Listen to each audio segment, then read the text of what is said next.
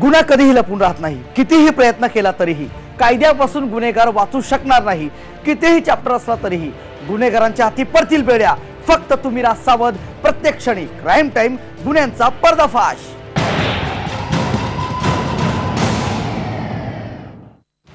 गेल्या आठवड्यात सातारा आणि नगरमध्ये प्रेमविवाह केल्यानं पती पत्नीवर जीवघेणा हल्ला करण्यात आला।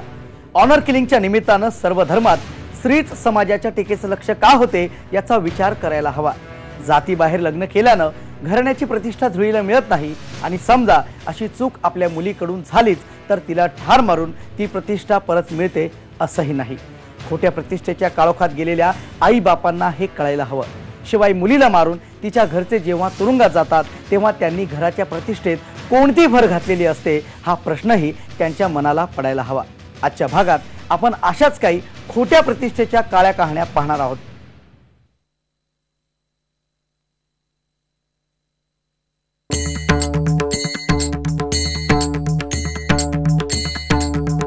कीर्तनानं समाज सुधारला नाही आणि तमाशानं बिघडला नाही हेच खरं।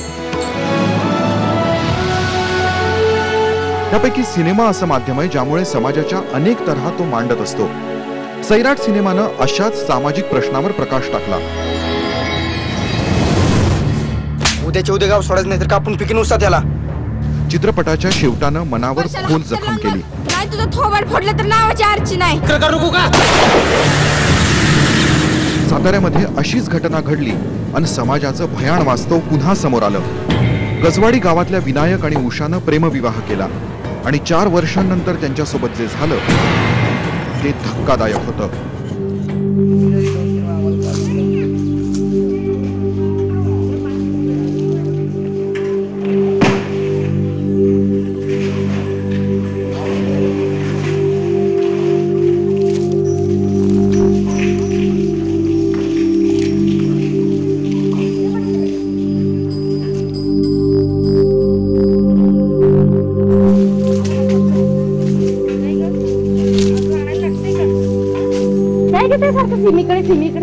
अगं हाय थोडस शाळेचं काम अभ्यास दिलाय। सकाळ नाही दुपार नाही सारखा पद्धत सिमी अगं पण जायचंय ना मी इतक्यात येते ना जाऊ ते दे मला पहिले। बाप कसा आहे माहिती ना तुला? हो माहित आहे ग। जेवण नाही दिलं तर कसा करेल तो? हो समजा माहित आहे। चल आवरूया लवकर। बाबा ओ बाबा आईने बोलवलंय। तू कुणीकडे निघाली? थांब ए बाबूराव हे धर बघ बायलांकडे। आणि काय गे कुणीकडे जाते तू? मी मैत्रिणीकडे जाऊन आले। कुठच्या मैत्रिणीकडे? जानकीकडे चालले। अगं जानकी रेखा सुमिधा किती मैत्रिणी तरी जोडशील तू? आले ना बाबा तिकडे आईला काम करायची सोडून तू अशा मैत्रिणीला भेटायला चालली का ग? मी आले जाऊन। हा लवकर ये। काय ग जानकी तुला भेटला होता का तो? कालच भेटला होता समोरच्या बाजारात। काय म्हटलं ग? विचारत होता तुला। काय निरोप सांगितलाय का त्याने? नाही विचारत होता फक्त। अगं ऐक ना माझं एक काम करशील का? करेल ना। त्याला निरोप देशील का माझा? हा देईन। ते त्याला वाटतं मंदिर आहे का नाही? हा तिकडे त्याला भेटायला बोलव उद्या संध्याकाळी। हा सांगेल त्याला मी। पण त्याला नक्की सांगशील ना? हा सांगेल ना। बघा नक्की। हा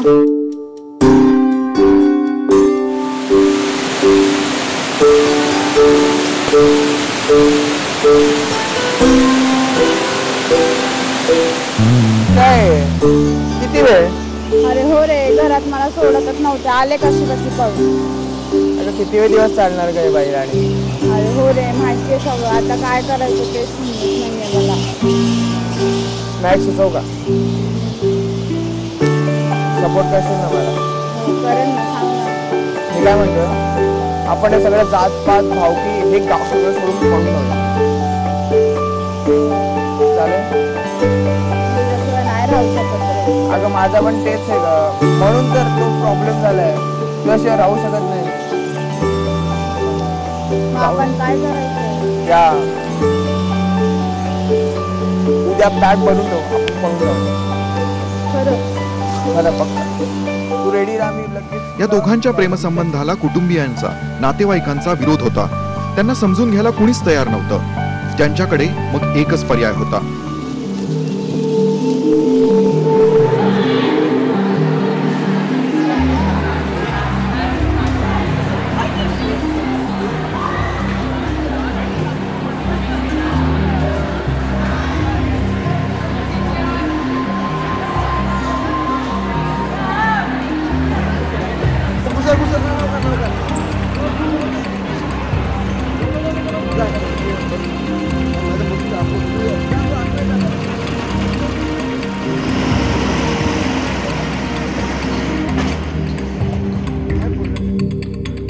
दोघांनी घर आणि गाव सोडलं. ते पुण्यात राहायला आले. आपले घरचे आपल्याला कधी ना कधीतरी स्वीकारतील अशी त्यांना अपेक्षा होती. वेळ पुढे पुढे सरकत होता. त्या दोघांनी पुण्यात आपला संसार थाटला होता. 2चे 3 झाले. आता तरी तिच्या घरचे आपल्याला स्वीकारतील असं वाटलं. पण उषाचे कुटुंबीय अजूनही मनात राग धरून होते. गावात तिच्या घरच्यांना अपमानाला सामोरं जावं लागत होतं. इतर नातेवाईकांकडून अवहेलना होत होती. एखाद्या लग्न कार्यात गेल्यावर त्यांना त्या गोष्टी प्रखरतेनं जाणवत होत्या. आपल्या मुलीनं भावकीत लग्न केल्याचं त्यांना आजही दुःख होतं.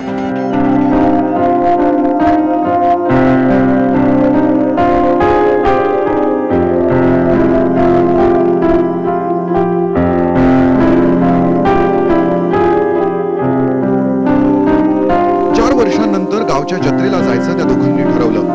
आपल्या कुटुंबियांचा राग थोडा तरी शांत झाला असेल असं त्यांना वाटलं. आपल्या मुलाला पाहून त्यांना मायेचा पाजर फुटेल अशी अपेक्षा होती. गावात जत्रा भरली होती.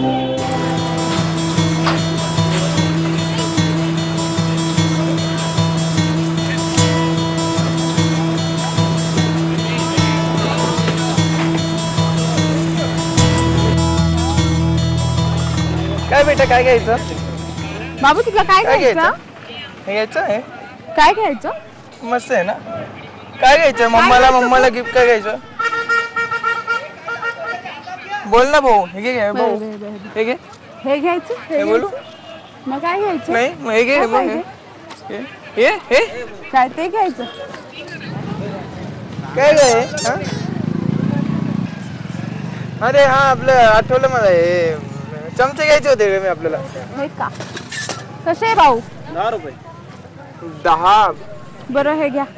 आणि हे नको आहे. हे बघा हे आपली फाटली आहे. हे घेऊ का? हे बाबा काय करते? चला. काय काय अंगठ्या बिंगट्या काय नको आपल्याला. काय घ्यायचं बाबू? बॉल घेते का? काय घ्यायचं बाळा? हॅलो ताई, कधी आल्या ताई तुम्ही? हा कसे आहात काका? हा बरं आहे ना. मजेत आहे ना सगळं? 4 वर्षांनी आताच आले तुम्ही. हा आले आता जरा गावाची जत्रा बघायला पोराला दाखवायला. हा बरं आहे, ठीक आहे. हा बघा आमचा पोरगा. काय त्याचं नाव? गौरव. त्या दोघांनी जत्रेचा आनंद घेतला. जत्रेदरम्यान उषाच्या नातेवाईकांनी त्यांना पाहिलं.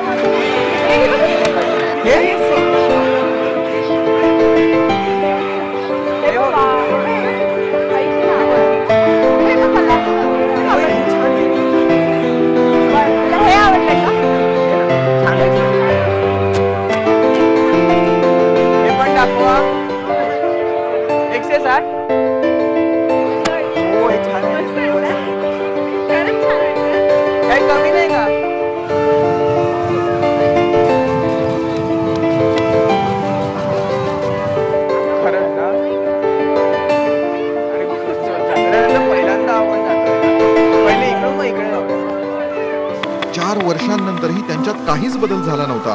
किंबहुना त्यांच्यातला राग वाढतच गेला होता. पारे हे पारे पारे काय झालं तुम्हाला? तोंड कसं दिसतंय? काय झालं म्हणून काय विचारतेस? 4 वर्षापूर्वी तोंड घेऊन गेली होती ती. परत आली आहे गावामध्ये माझं नाक कापायला. कोण? छाया की काय? वय गावची जत्रा लागली आहे ना, त्या जत्रेमध्ये तोरा मिरवते. जो तर मला विचारतो तुमची छाया भेटली होती का? छाया आली होती का? ज्याच्या तोंडामध्ये नुसतं छाया छाया आणि छाया. नाक कापलं पोरीने, आता कशाला आली इथे? हा बरोबर पारे. तिला ज्यानं नादी लावलं ना त्याला बाकी सोडायचं नाही. चांगला फाटाच काढतो त्याचा. हे बघा आता आली ना, जिद्दी सोडायची नाही तिला, कळलं की नाही? अगदी बरोबर बोलतेस पारे. कुठं जाते ते बघूया आपण. थांबा, तुम्ही फक्त माझ्या बरोबर चला. मी बघा समजा मी करते मग काय ते बरोबर.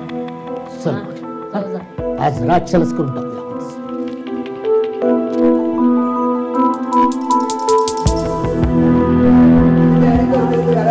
आपल्या खोट्या प्रतिष्ठेचा आवाणत तिच्या घरचे विनायकच्या घरी पोहोचले आणि त्यांनी त्यांच्यावर लोखंडी रॉड, काठ्या आणि कुऱ्हाडीने हल्ला चढवला.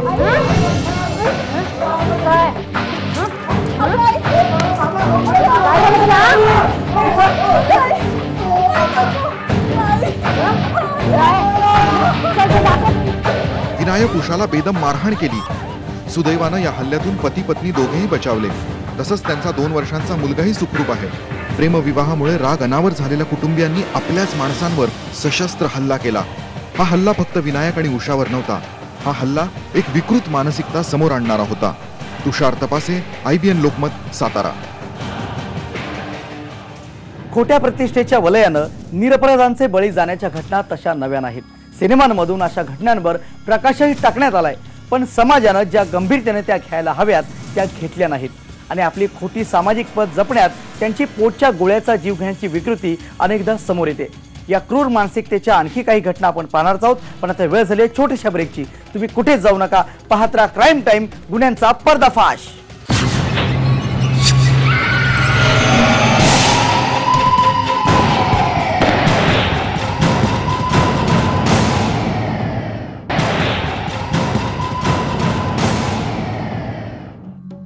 जात पात धर्म पंथ सामाजिक प्रतिष्ठेला लागलेला धक्का, नातेवाईकांकडून होणारी हेटाळणी आणि पुरुषप्रधान मानसिकतेतून असे प्रकार घडतायत.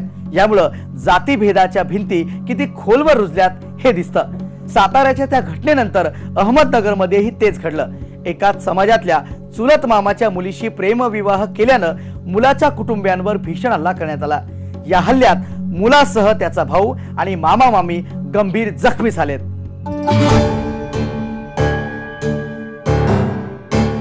आपण पाहिलं, प्रेम करणाऱ्या विनायक उषाला त्यांच्याच माणसांनी विरोध केला. एकमेकांशिवाय राहू न शकणाऱ्या त्या दोघांचा विचार कुणीच केला नाही. घरात घुसून त्यांना लाट्या काठ्यांनी बेदम मारहाण केली. कसाबसा या घटनेत त्यांचा जीव वाचला. ही घटना समोर असताना अहमदनगरमध्येही अशीच एक घटना घडली आहे. चुलत मामाच्या मुलीशी प्रेमविवाह केला म्हणून आमिरची ही अशी अवस्था झाली. त्याच्याच नातलगांनी त्याची ही अवस्था केली आहे. अहमदनगर जिल्ह्यातल्या कर्जत तालुक्यातल्या ताजू गावचा हा आमिर चांद मुलानी. आमिरनं 2015ला करिश्माशी लग्न केलं. त्यांच्या या लग्नाला घरच्यांचा विरोध होता. मात्र हा विरोध जुगारून दोघांनी पळून जाऊन लग्न केलं. थोडासा काळ लोटल्यानंतर सर्व काही सुरळीत होईल असं त्यांना वाटलं होतं, मात्र तसं काही झालं नाही. ताजूगावची जत्रा आली तेव्हा करिश्माच्या सासऱ्यांनी दावतचा बेत आखला. झालं गेलं विसरून जा असं म्हणत करिश्माच्या माहेरच्या माणसांनाही दावतसाठी बोलवण्यात आलं. पण इथं दावतऐवजी सूडच उगवण्यात आला. मामाच्या घरी काहीतरी कार्यक्रम होता. त्यांनी फोन केला, म्हणले या तुम्ही तिकडं. आम्ही म्हणलं नको, ते म्हणले या म्हणले. मग आम्ही गेलो सगळेजण. तिथं गेल्यानंतर 10-15 मिनिटं झाले की आम्हाला काहीच माहिती नव्हतं त्यांचं काय प्लॅन होता ते. मग त्यांनी काय केलं, दगडफेक डायरेक्ट सुरू केली. चार बाजूनी घराला चौफेर घातला आणि आम्ही सगळे घरात होतो. आमचे शेजारचे 8-15 पोरं होते. गणगोत त्यांचे पाहुणे रावळे सगळे मिळून सगळ्या अख्ख्या घराला येडा घालून त्यांनी दगडफेक चालू केली. लगेच दगडफेक केल्याच्या नंतर आम्ही कुणाची पर्वा नाही करतात. त्यांनी आलेली जेवण केलेली डेग आमची ओतून दिली.